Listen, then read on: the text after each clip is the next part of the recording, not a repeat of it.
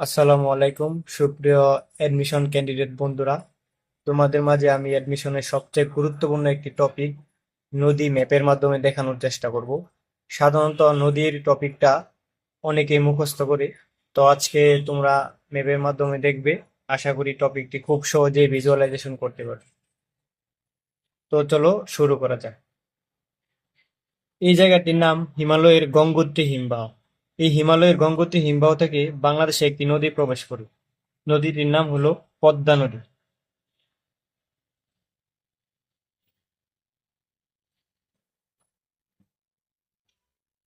পদ্মা নদী ভারতে পরিচিত গঙ্গা নদী নামে।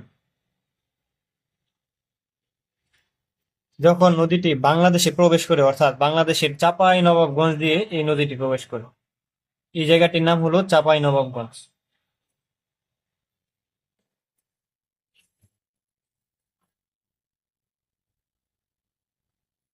অনেক সময় ভর্তি পরীক্ষায় প্রশ্ন আসে যে গঙ্গা নদী বাংলাদেশের কোন জেলা দিয়ে প্রবেশ করে। এর উত্তর হলো চাঁপাইনবাবগঞ্জ। আবার এরকমও প্রশ্ন আসতে পারে যে গঙ্গা নদী বাংলাদেশে কোন নদী নামে পরিচিত। পদ্মা নদী। অর্থাৎ এই গঙ্গা নদী কিন্তু বাংলাদেশের চাঁপাইনবাবগঞ্জ সীমান্ত দিয়ে প্রবেশ করার সাথে সাথে পদ্মা নাম ধারণ করে। এই গঙ্গা নদীতে কিন্তু রয়েছে ফারাক্কা বাঁধ। বাংলাদেশের এই যে দেখো, চাঁপাইনবাবগঞ্জ সীমান্ত থেকে 16.5 কিলোমিটার দূরে রয়েছে আমাদের ফারাক্কা বাঁধ। ফারাক বাংলাদেশ সীমান্ত হতে ফারাক্কা বাঁধের দূরত্ব কত, এই প্রশ্নটি কিন্তু আসতে পারে। অর্থাৎ 16.5 কিলোমিটার। এই দিক দিয়ে তোমরা যদি লক্ষ্য করো, আরেকটি নদীর উৎপত্তি স্থল দেখতে পাবে, তা হলো ব্রহ্মপুত্র নদ। ব্রহ্মপুত্র নদ বাংলাদেশের কুড়িগ্রাম জেলা দিয়ে প্রবেশ করে। ব্রহ্মপুত্র নদ কিন্তু সবচেয়ে দীর্ঘ পথ অতিক্রম করা বাংলাদেশের নদী। বাংলাদেশের কুড়িগ্রাম জেলা দিয়ে প্রবেশ করে। এই ব্রহ্মপুত্র নদের উৎপত্তি স্থলের নাম হলো ইয়ারলং সাংপো। ইয়ারলং সাংপো। যখন বাংলাদেশের কুড়িগ্রাম সীমান্ত দিয়ে প্রবেশ করে তখন এর নাম হয়ে যায় ব্রহ্মপুত্র। এখন প্রশ্নে আসতে পারি যে ব্রহ্মপুত্র নদ বাংলাদেশের কোন জেলা দিয়ে প্রবেশ করে। উত্তর হলো কুড়িগ্রাম।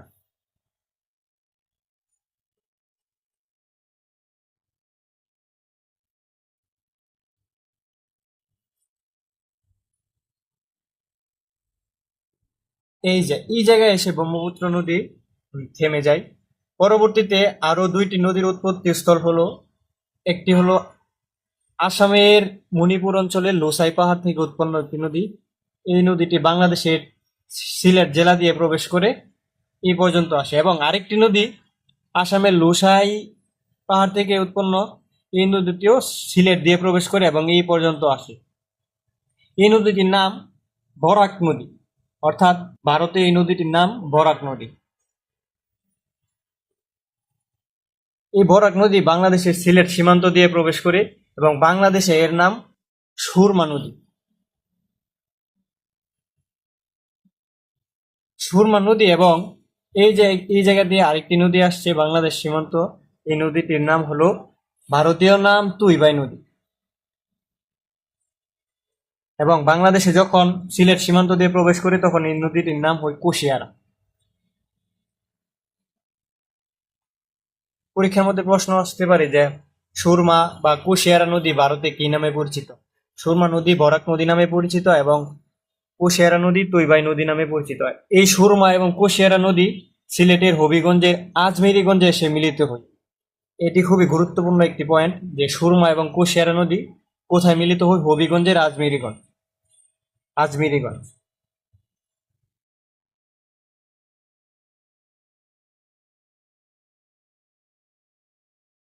হবিগঞ্জের আজমেরিগঞ্জ।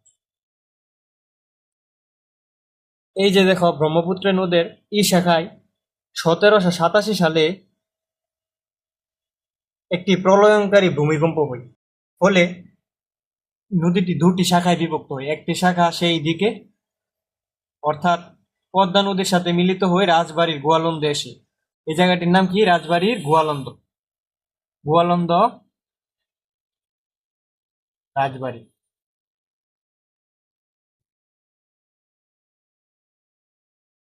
গোয়ালন্দ, রাজবাড়ী। আরেকটি শাখা অর্থাৎ পুরাতন ব্রহ্মপুত্র শাখা এই দিকে চলে আসে। আর এদিকে সুরমা এবং কুশিয়ারা নদী নদী যখন একসাথে মিলিত হয় তখন একটি নতুন নদীর নাম ধারণ করে, আর এই নদীটির নাম হলো কালনী নদী। প্রশ্ন আসতে পারে যে সুরমা এবং কুশিয়ারা নদীর মিলিত স্রোতের নাম কি? এটি হলো কালনী নদী। কালনী নদী। এই কালনী নদী এবং পুরাতন ব্রহ্মপুত্র, এটা কিন্তু পুরাতন ব্রহ্মপুত্র, পুরাতন ব্রহ্মপুত্র। এই যে কালনী নদী এবং পুরাতন ব্রহ্মপুত্র নদী কিশোরগঞ্জের ভৈরব বাজারে এসে মিলিত হয়। এই জায়গাটির নাম হলো কিশোরগঞ্জের ভৈরব বাজার। ভৈরব বাজার, ভৈরব বাজার, কিশোরগঞ্জ।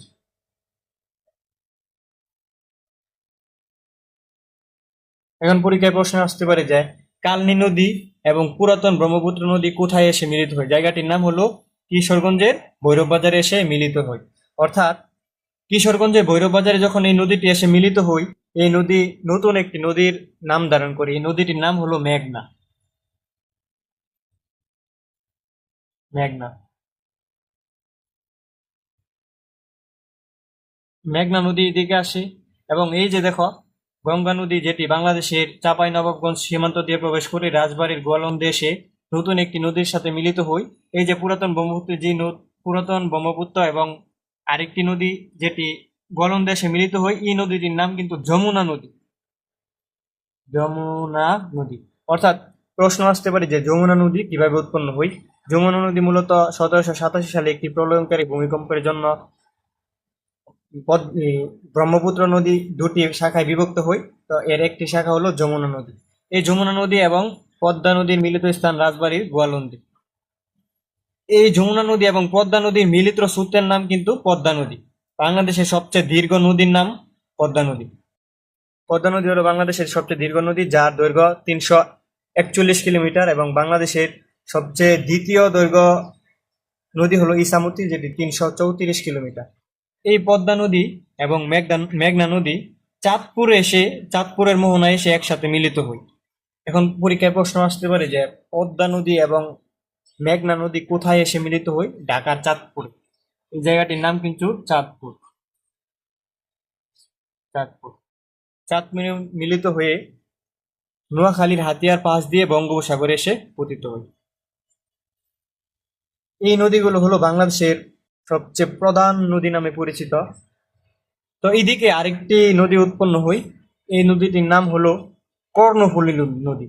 কর্ণফুলী নদী মিজোরামের লোসাই পাহাড় থেকে উৎপন্ন হয়ে বাংলাদেশের রাঙামাটি দিয়ে প্রবেশ করে। এই যে রাঙামাটি দিয়ে প্রবেশ করে এবং এই পর্যন্ত আসে। রাঙামাটি।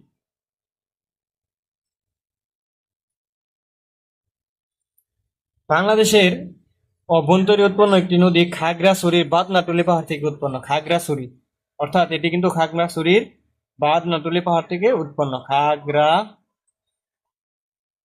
খাগড়াছড়ি, যার নাম হালদা নদী। হালদা নদী হলো এশিয়ার সবচেয়ে সর্ববৃহৎ প্রাকৃতিক মৎস্য প্রজনন কেন্দ্র। এই হালদা নদীটির নাম একটু লিখে দিই, হালদা। হালদা নদী।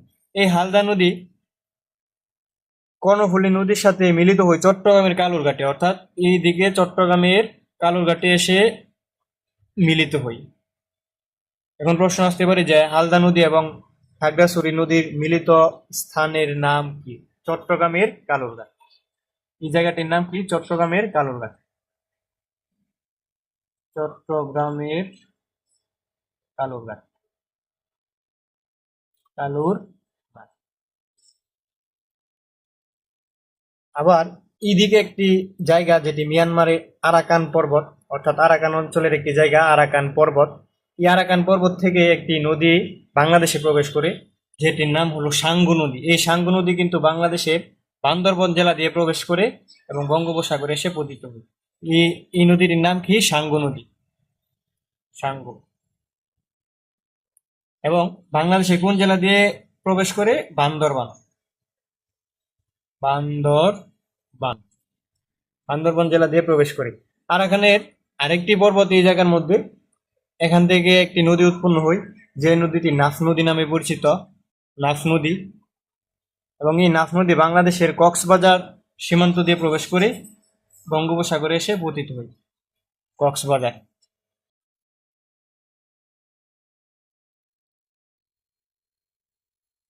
আবার এদিকে আরেকটি নদী রয়েছে এই জায়গায়, হিমালয়ের অঞ্চল থেকে, অর্থাৎ মহানন্দা নদী, যেটি মহানন্দা। এই জায়গার মধ্যে একটি নদী রয়েছে যেটি মহানন্দা। বাংলাদেশের পঞ্চগড় সীমান্ত দিয়ে প্রবেশ করে এবং বের হয়ে চাঁপাইনবাবগঞ্জে এসে পদ্মা নদীর সাথে মিলিত হয়। নদীটির নাম কি? নদীটির নাম হলো মহানন্দা। মহানন্দা। মহানন্দা নদী। আবার সিকিমের পার্বত্য অঞ্চল থেকে আরো একটি নদী উৎপন্ন হয়। এই যে, তোমরা পজিশন গুলা মনে রাখবে: হিমালয়ের গঙ্গোত্রী হিমবাহ, হিমালয়, সিকিমের পার্বত্য অঞ্চল। সিকিমের পার্বত্য অঞ্চল থেকে করতোয়া এবং তিস্তা নদী উৎপন্ন হয়। করতোয়া এবং তিস্তা নদী। করতোয়া নদী এই জায়গা থেকে উৎপন্ন হয়। করতোয়া নদী, যেটি বাংলাদেশের পঞ্চগড় সীমান্ত দিয়ে প্রবেশ করে এবং যমুনা নদীর সাথে এসে মিলিত হয়। যেহেতু অন্য একটি উৎপত্তি স্থল থেকে উৎপন্ন হয়ে করতোয়া নদী, এই নদীর নাম কি? করতোয়া নদী। করতোয়া। করতোয়া নদী। করতোয়া নদীর কিন্তু আলাদা একটি উৎপত্তি স্থল আছে এবং এই আলাদা উৎপত্তি স্থল থেকে এই দিক দিয়ে এসে যমুনা নদীর সাথে মিলিত হয়। যেহেতু অন্য একটা উৎপত্তি স্থল থেকে যমুনা নদীতে মিলিত হয়েছে, তাই এই করতোয়া নদীকে বলা হয় যমুনা নদীর শাখা নদী। প্রশ্ন আসতে পারে যে করতোয়া নদী কোন নদীর শাখা নদী? অর্থাৎ করতোয়া নদী যমুনা নদীর শাখা নদী। আবার আরাকানের পার্বত্য অঞ্চল থেকে আরেকটি নদী প্রবেশ করে, যেটি বাংলাদেশের নীলফামারী অঞ্চল দিয়ে। কোন জায়গা দিয়ে? নীলফামারী। এই দিক দিয়ে প্রবেশ করে এই জায়গায় রয়েছে বাংলাদেশের নীলফামারী। নীলফামারী। নীলফামারী। বাংলাদেশের নীলফামারী দিয়ে প্রবেশ করে ব্রহ্মপুত্রের সাথে মিলিত হয়। ঠিক একইভাবে, যেহেতু এই নদীর আলাদা একটি উৎপত্তি স্থল আছে এবং ব্রহ্মপুত্র নদীতে এসে মিলিত হয়েছে, এই জন্য এই নদীটিকে বলা হয় ব্রহ্মপুত্র নদীর শাখা নদী। এই নদীর নাম কিন্তু তিস্তা।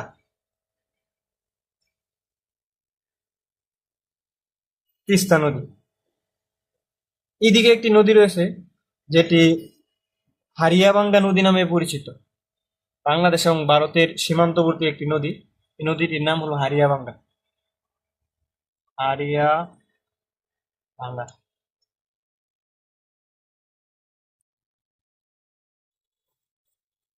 আবার এদিকেও একটি নদী রয়েছে, দুইটি নদী রয়েছে। একটির নাম হলো তিতাস নদী, যেটি ব্রাহ্মণবাড়িয়ার বিবারিয়া দিয়ে প্রবেশ করে, অর্থাৎ তিতাস নদী ব্রাহ্মণবাড়িয়ার বিবারিয়া নদী দিয়ে প্রবেশ করে মেঘনাতে এসে মিলিত হয়। যেহেতু তিতাস নদী বিবারিয়া এই উৎপত্তি স্থল এবং নদী কোন জেলা দিয়ে প্রবেশ করছে এই জিনিস মনে রাখা খুবই গুরুত্বপূর্ণ। উৎপত্তি স্থল কিন্তু ত্রিপুরার পার্বত্য অঞ্চল এবং বাংলাদেশের ব্রাহ্মণবাড়িয়ার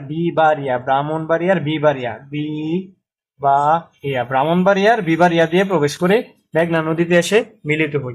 এই জায়গায় ত্রিপুরার পার্বত্য অঞ্চলে আরেকটি নদী রয়েছে, যার নাম হলো গোমতী নদী। গোমতী নদী। গোমতী। এই গোমতী নদীকে বলা হয় কুমিল্লার দুঃখ। পরীক্ষায় প্রায় প্রশ্ন আসে যে কুমিল্লার দুঃখ কোন নদীকে বলা হয়? এই গোমতী নদী। এই গোমতী নদী এসে ওই মেঘনা নদীতে মিলিত হয়। গোমতী। গোমতী নদী। এবং গোমতী নদী কোথায় দিয়ে প্রবেশ করে? বাংলাদেশের কুমিল্লা সীমান্ত দিয়ে। কুমিল্লা। কুমিল্লা। বাংলাদেশের কুমিল্লা সীমান্ত দিয়ে গোমতী নদী প্রবেশ করে। এই জায়গায় কিন্তু একটি বাঁধ রয়েছে, বরাক নদী। আচ্ছা, তোমাদের একটু পড়াটা একটু রিপিট করে দিই, তাহলে তোমাদের সহজ সহজ হবে। যারা এই পর্যন্ত আসছো, একটু কষ্ট করে পড়াটা একটু রিপিট করো, ইনশাল্লাহ সহজ হবে। প্রথমে হিমালয়ের গঙ্গোত্রী হিমবাহ থেকে একটি নদী উৎপন্ন হয়, যার নাম হলো গঙ্গা নদী। ভারতে গঙ্গা নদী, এবং এই গঙ্গা নদী বাংলাদেশের চাঁপাইনবাবগঞ্জ সীমান্ত দিয়ে প্রবেশ করে রাজবাড়ির গোয়ালন্দ পর্যন্ত আসে। গঙ্গা নদীতে রয়েছে ফারাক্কা বাঁধ, যেটি বাংলাদেশের চাঁপাইনবাবগঞ্জ সীমান্ত থেকে 16.5 কিলোমিটার দূরে অবস্থিত। গঙ্গা নদী যখন বাংলাদেশে প্রবেশ করে সেটি পদ্মা নদী নামে পরিচিত লাভ করে। পদ্মা নদীকে বলা হয় বাংলাদেশের সর্ববৃহৎ নদী দৈর্ঘ্যের দিক দিয়ে, এবং এর দৈর্ঘ্য 341 কিলোমিটার। এদিক থেকে আবার আরেকটি নদী আসে যেটির নাম হলো ব্রহ্মপুত্র নদ। উৎপত্তি স্থল হলো তিব্বতের কৈলাস শৃঙ্গের মানুষ সরোবর হ্রদ, এবং এই নদীটি উৎপত্তি স্থলে পরিচিত ইয়ারলং সাংপো নামে। যখন বাংলাদেশের কুড়িগ্রাম সীমান্ত দিয়ে প্রবেশ করে তখন এই নদীটি নাম ধারণ করে ব্রহ্মপুত্র নদী। এই ব্রহ্মপুত্র নদী এই পর্যন্ত আসে। যখন এই জায়গায় 1787 সালে একটি প্রলয়ঙ্কারী ভূমিকম্প হয় তখন নদী দুটি শাখায় বিভক্ত হয়, একটি যায় এদিকে এবং আরেকটি এদিকে আসে। এদিকে নদীটি যমুনা নদী নামে পরিচিত, যেটি রাজবাড়ির গোয়ালন্দে এই পদ্মা নদীর সাথে এসে মিলিত হয়। আবার এদিকে একটি নদী যায় যেটি ভৈরবের কিশোরগঞ্জ পর্যন্ত যায়, একটু এই পাশে আসে। দেখো, আসামের মণিপুর অঞ্চলের লুসাই পাহাড় থেকে উৎপন্ন নদী বরাক নদী এবং তুইবাই নদী। বরাক নদী বাংলাদেশে পরিচিত সুরমা নদী নামে এবং তুইবাই নদী পরিচিত কুশিয়ারা নদী নামে। এই বরাক নদী এবং তুইবাই নদী অর্থাৎ সুরমা ও কুশিয়ারা নদী বাংলাদেশের হবিগঞ্জের আজমিরিগঞ্জে এসে মিলিত হয়, এবং মিলিত হওয়ার সাথে সাথে কিন্তু এর নাম ধারণ করে কালনী নদী। এই কালনী নদী পর্যন্ত আসে, অর্থাৎ কিশোরগঞ্জের ভৈরব বাজারে এসে পুরাতন ব্রহ্মপুত্রের সাথে মিলিত হয়। যখন এই নদীটি মিলিত হওয়ার সাথে সাথে মেঘনা নদী নাম ধারণ করে। মেঘনা নদী কিন্তু বাংলাদেশের সর্ববৃহৎ নদী আয়তনের দিক দিয়ে এবং গভীরতম নদী। যখন এই মেঘনা নদী এই পাশ দিয়ে অর্থাৎ চাঁদপুরে এসে পদ্মার সাথে মিলিত হয়, গোয়ালন্দ থেকে পদ্মায় দিকে আসে এবং চাঁদপুরে এসে পদ্মা এবং মেঘনা মিলিত হয়। অনেক সময় পরীক্ষায় প্রশ্ন আসে যে পদ্মা, মেঘনা ও যমুনার মিলিত স্থান কোথায়। যমুনা যেহেতু এই জায়গায় মিলিত হয়েছে, তাই পদ্মা, মেঘনা এবং যমুনা তিনটি নদী চাঁদপুরে এসে মিলিত হয়েছে এবং নোয়াখালীর হাতিয়ার পাশ দিয়ে বঙ্গোপসাগরে এসে পতিত হয়। আবার এই দিক থেকে নদী রাঙামাটি নদী, মিজোরামের লোসাই পাহাড় থেকে উৎপন্ন একটি নদী যেটি কর্ণফুলী নদী নামে পরিচিত। কর্ণফুলী নদী নামে পরিচিত বাংলাদেশের রাঙামাটি সীমান্ত দিয়ে প্রবেশ করে এবং বাংলাদেশের অভ্যন্তরে একটি প্রাকৃতিক মৎস্য প্রজনন কেন্দ্র নদী যেটি হালদা নদী এবং এই কর্ণফুলী নদী চট্টগ্রামের কালুরঘাটে এসে মিলিত হয় এবং এই দিক দিয়ে বঙ্গোপসাগরে এসে পতিত হয়। আবার ঠিক বান্দরবন দিয়ে একটি নদী প্রবেশ করে যেটি সাঙ্গু নদী। উৎপত্তি স্থল আরাকানের পার্বত্য অঞ্চল। এখান থেকে উৎপন্ন হয়ে বান্দরবন সীমান্ত দিয়ে প্রবেশ করে বঙ্গোপসাগরে এসে পতিত হয়। আবার আরাকান অঞ্চল এদিক দিয়ে একটি নদী উৎপত্তি হয়ে বাংলাদেশে কক্সবাজার দিয়ে প্রবেশ করে একবারে বঙ্গোপসাগরে এসে পতিত হয়।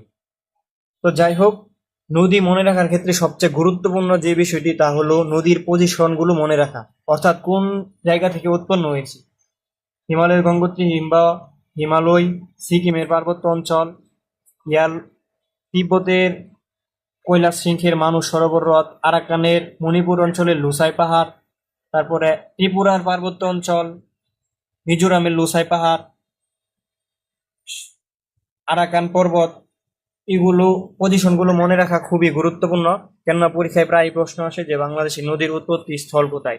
তোমরা যদি ম্যাপ দেখে অন্তত এই ম্যাপটাই যদি তোমরা প্র্যাকটিস করো তাহলে তোমরা ইনশাল্লাহ দেখতে পাবা ভর্তি পরীক্ষায়, যে কোনো পরীক্ষায় ইনশাল্লাহ এখান থেকে প্রশ্ন কমন পড়বে। কারণ বাংলাদেশের মেজর নদী এবং মেজর কমন প্রশ্নগুলো কিন্তু এর মধ্যে আলোচনা করা হয়েছে। তো যদি শেষ পর্যন্ত ভিডিওটা দেখে থাকো, ভালো লাগে, তাহলে অবশ্যই কমেন্ট করে জানাবা, তাহলে আমি পরবর্তী ক্লাস দিতে উৎসাহী হব। আসসালামু আলাইকুম, সবাই ভালো থাকবে।